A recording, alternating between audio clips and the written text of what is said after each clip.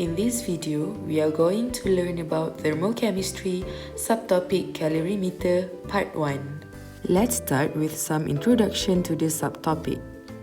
Calorimetry is a method used to measure heat flows in a reaction or a process, while calorimeter is a device used to measure the heat released or heat absorbed by a physical or chemical processes. Shown here are the two types of calorimeters that you will learn about. Stay tuned!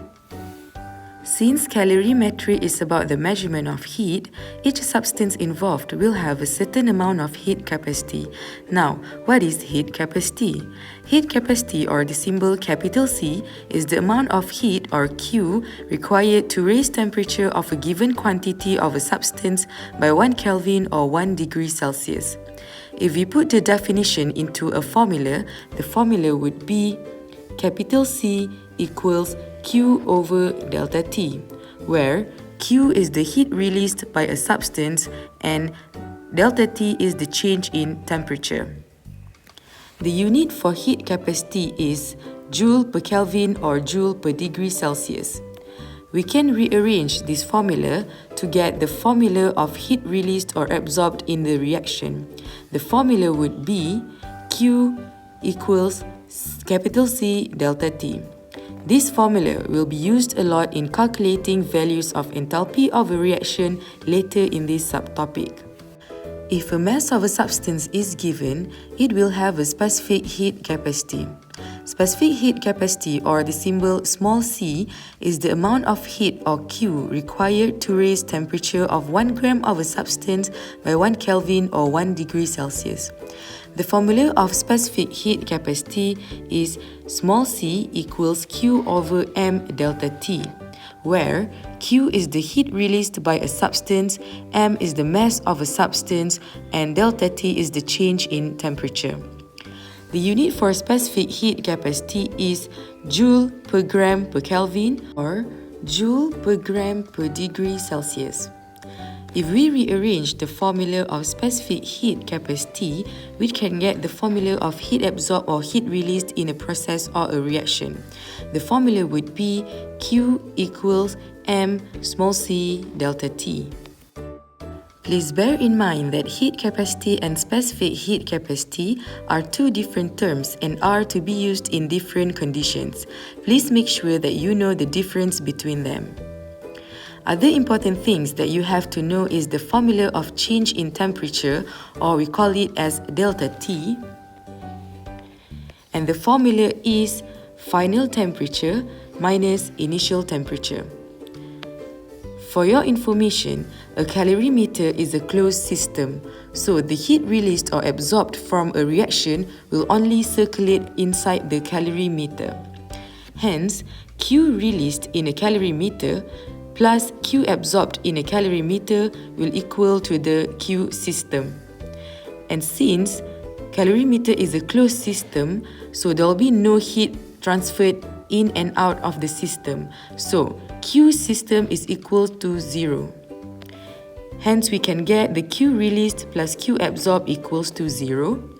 And lastly, we can rearrange the formula to get Q released equals negative Q absorbed. You will use this formula a lot later when calculating enthalpy of a reaction. Now, let's try to answer some questions using all the formula we've encountered in the previous slides. Given in the question is a process of heating a metal where a 50 grams mass of a metal is heated to 100 degrees Celsius and plunged into 100 grams of water at 24 degrees Celsius. The temperature of the resulting mixture is 28 degrees Celsius.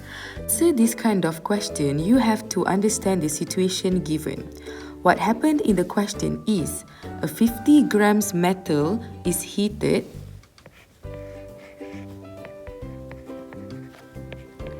up to 100 degrees Celsius, and then this metal is plunged into water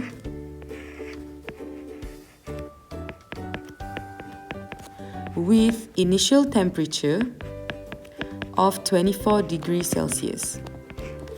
When the metal is plunged into the water, this causes the temperature of the water to increase to 28 degrees Celsius. Please remember that heat flows from a hot body to a cold body. So in this case, the hot metal will release its heat into water. Question A asked how many joules energy did the water absorb?